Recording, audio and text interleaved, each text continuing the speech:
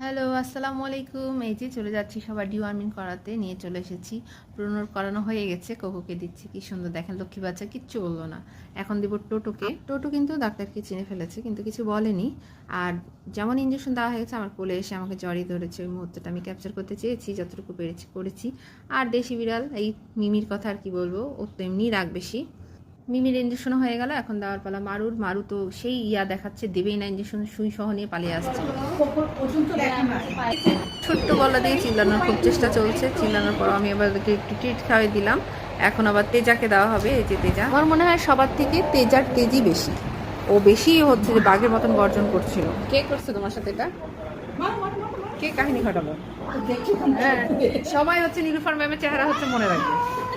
চিকু বাদে সবার ডিওয়ার্মিং করা হয়ে গেছে। চলে আসলাম বাসায়। আবারও 18 তারিখে যেতে হবে। সবাই ভালো থাকবেন। আল্লাহ হাফেজ।